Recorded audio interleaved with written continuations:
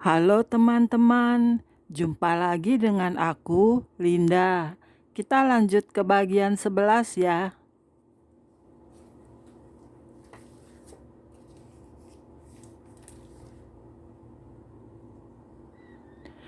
Oke, mari kita mulai. Lebih dalam lagi, saya diajak Tuhan ke daerah lain, ke bagian jantung neraka. Panasnya sangat luar biasa dan merupakan tempat penghukuman bagi kejahatan manusia yang berat. Tempat itu seperti sumur besar dan bahkan menyerupai kawah belerang berapi, dan di depan-depan kawah itu terdapat banyak sel berisi orang yang dijaga iblis. Di tempat itu ada dua orang yang diikat bersama-sama dan kemudian diceburkan ke dalam kawah api. Setelah mereka habis, tubuhnya diangkat lagi dan tubuh mereka bisa tumbuh lagi, dan begitu seterusnya. Mereka adalah kaum homoseksual dan lesbian. Pada bagian neraka ini juga dihukum paranormal dan dukun-dukun. Tempatnya hampir berdekatan namun berlainan. Di tempat lain ada bagian di mana orang-orang dihukum dengan cara alat kelaminnya digerogoti oleh ribuan belatung. Mereka ternyata orang-orang yang suka melakukan dosa persinahan dan mengunjungi tempat-tempat hiburan yang tidak baik, suka melakukan hal tidak benar dengan alat kelaminnya. Ini berkaitan dengan menjaga kekudusan selama di dunia. Pada satu daerah terdapat penghukuman di mana kaki orang dipotong-potong oleh iblis. Ternyata ini merupakan penghukuman bagi orang yang suka mengunjungi tempat-tempat pelacuran atau tempat maksiat lain. Lebih dalam lagi, saya diajak Tuhan ke daerah lain. Tempat itu sangat gelap, lembab. Semakin masuk ke dalam tempat itu semakin gelap. Dinding-dindingnya hampir sama, berlendir, dan semakin menakutkan. Namun saya tidak merasa khawatir karena ada Tuhan di samping saya. Di tempat itu, saya mendengar iblis berteriak-teriak, "Ayo Pak Pendeta, khotbah. Saya diberi khotbah. Bukankah kamu di dunia suka berkhotbah?" Ternyata daerah itu merupakan tempat penyiksaan pendeta yang hanya bisa berkhotbah namun tidak melakukan apa yang disampaikan. Ada juga orang-orang yang suka mencuri kemuliaan Tuhan. Tuhan yang diagung-agungkan, namun ternyata untuk tujuan keuntungan dirinya sendiri. Pendeta itu dibakar dan ditusuk-tusuk, serta mulutnya dirobek-robek. Pendeta itu masih berpakaian lengkap dan hanya menjadi ejekan iblis.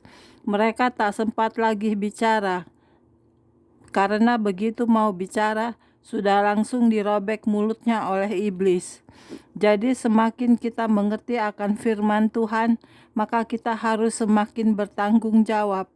Lalu bagaimana dengan orang-orang yang sudah diberitahu tentang berita keselamatan, namun tetap keras hati dan tidak mau menerima Yesus? Bagi kita itu bukan urusan kita lagi. Tugas kita hanyalah menyebarkan berita keselamatan. Bila ada orang tetap tidak mau menerimanya, itu adalah urusan mereka dengan Tuhan sendiri.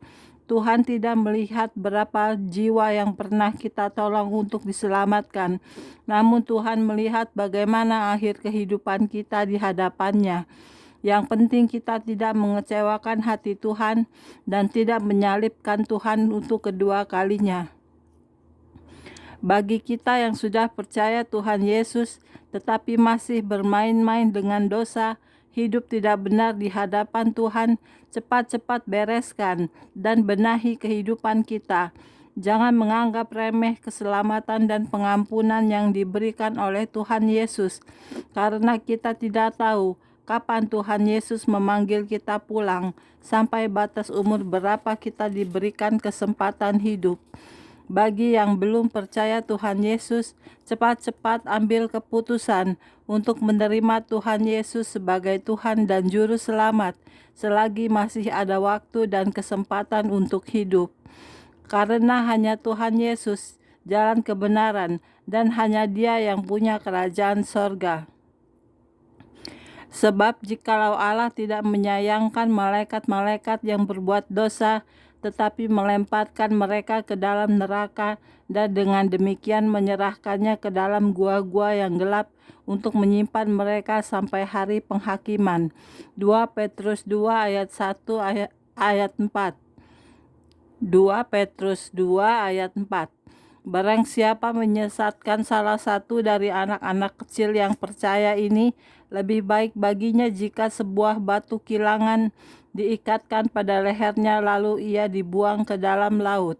Dan jika tanganmu menyesatkan engkau, penggallah, karena lebih baik engkau masuk ke dalam hidup dengan tangan kudung daripada dengan utuh kedua tanganmu dibuang ke dalam neraka, ke dalam api yang tak terpadamkan.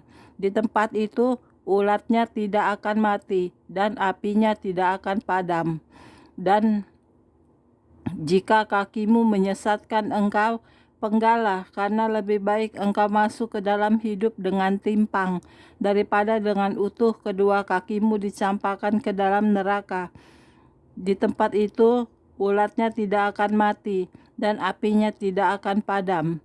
Dan jika matamu menyesatkan engkau, cungkilah, karena lebih baik engkau masuk ke dalam kerajaan Allah dengan bermata satu daripada dengan bermata dua dicampakkan ke dalam neraka, di mana ulat-ulat bangkai tidak mati dan api tidak padam.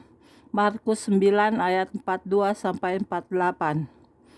Ke dunia orang mati sudah diturunkan kemegahanmu dan bunyi gambus-gambusmu.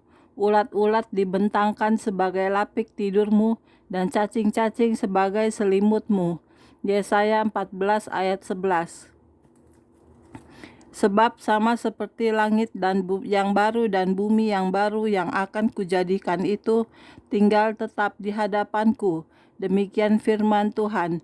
Demikianlah keturunanmu dan namamu akan tinggal tetap.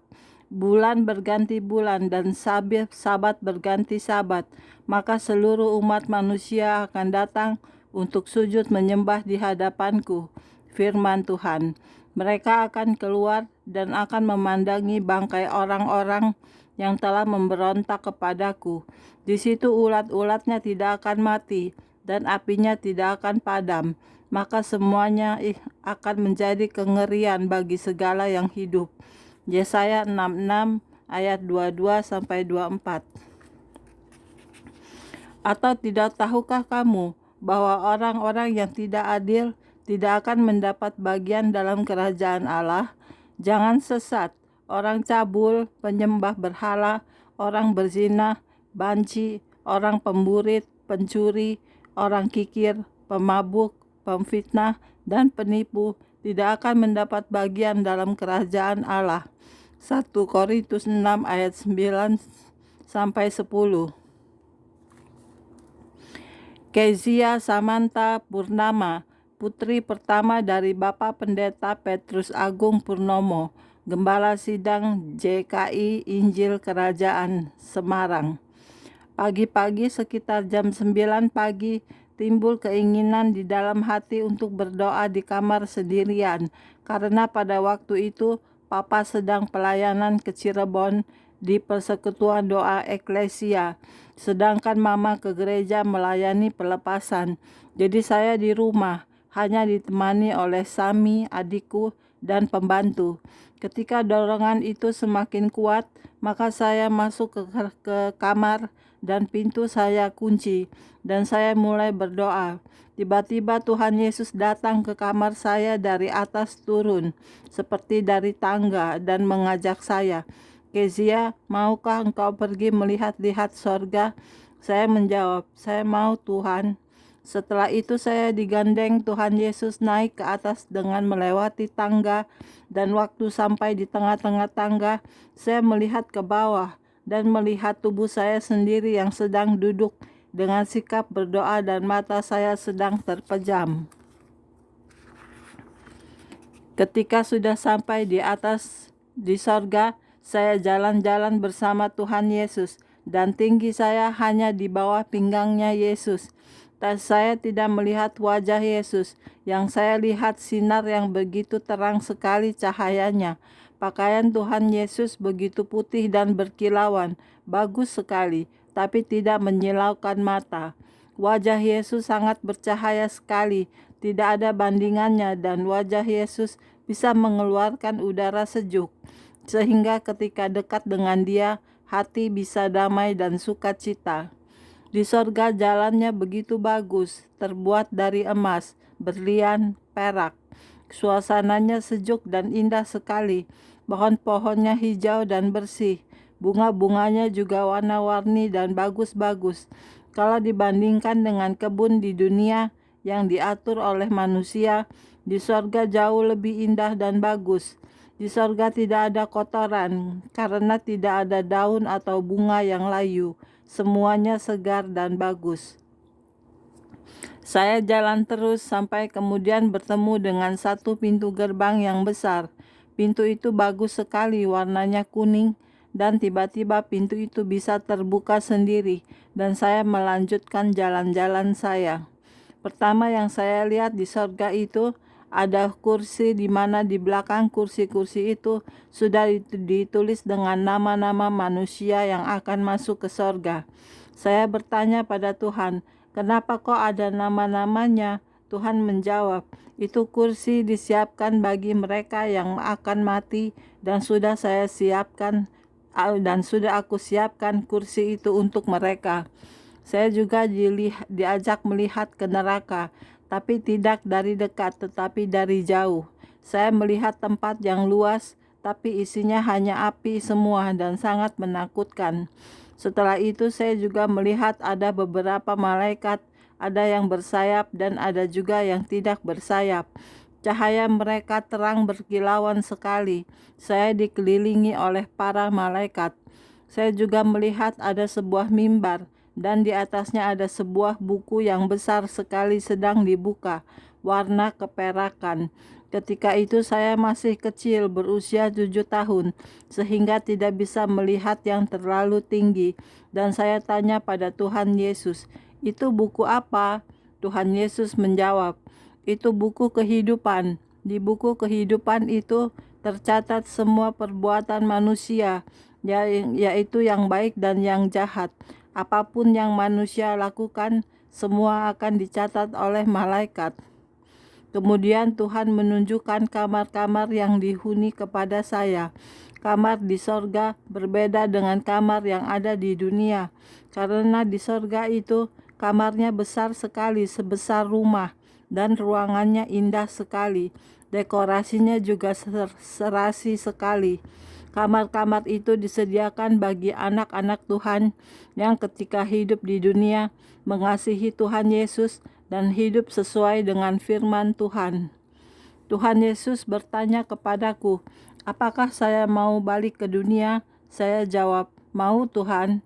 Kemudian Yesus menghantar saya kembali melalui tangga itu kembali ke dunia dan kembali ke tubuhku.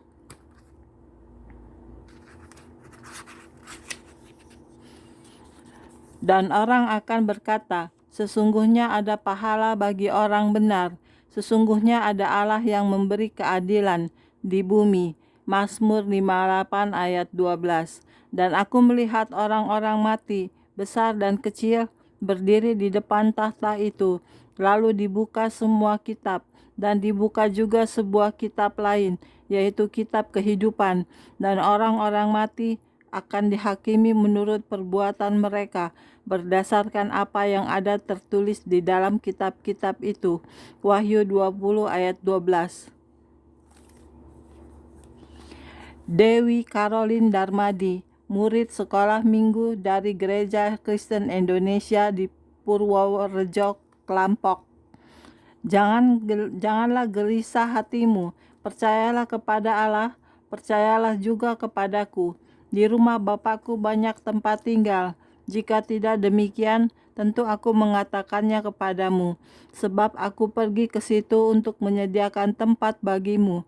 Dan apabila aku telah pergi ke situ dan telah menyediakan tempat bagimu, aku akan datang kembali dan membawa kamu ke tempatku, supaya di tempat di mana aku berada, kamu pun berada.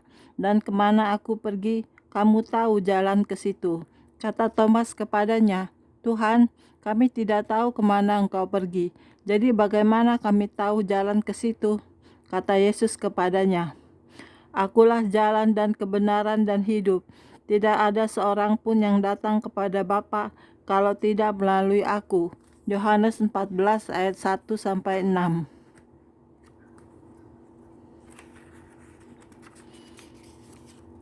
Karena kewarganegaraan kita adalah di dalam sorga, dan dari situ juga kita menantikan Tuhan Yesus Kristus sebagai juru selamat yang akan mengubah tubuh kita yang hina ini, sehingga serupa dengan tubuhnya yang mulia, menurut kuasanya yang dapat menaklukkan segala sesuatu kepada dirinya. Filipi 3 ayat 20 ayat 21. Sebelum nenek buyut meninggal, tante saya bertanya kepada Pak Yusak, mengapa nenek buyut sudah koma tetapi tidak segera meninggal? Kami tentu saja ingin mengetahui penyebabnya, apa yang belum dilakukan. Pak Yusak memberitahu pada tante agar nenek buyut disuruh mengampuni. Tanpa berpikir panjang, tante langsung menuju ruang ICU dan membacakan Alkitab tentang pengampunan dengan membisikkan ayat-ayat itu ke telinga nenek buyut. Sekalipun dia sudah sesak bila bernafas, ternyata setelah dimandikan bisa tersenyum. Waktu itu saya melihat ada malaikat sudah menunggu dan memberitahu nenek buyut untuk mengampuni. Tapi nenek buyut merasa berat karena ingat penderitaan yang dialaminya selama hidup bersama kakek buyut yang telah jahat padanya. Kemudian Tuhan Yesus pun datang dan berbicara pada nenek buyut, "Kalau kamu tidak mengampuni, aku pun tidak bisa mengampuni."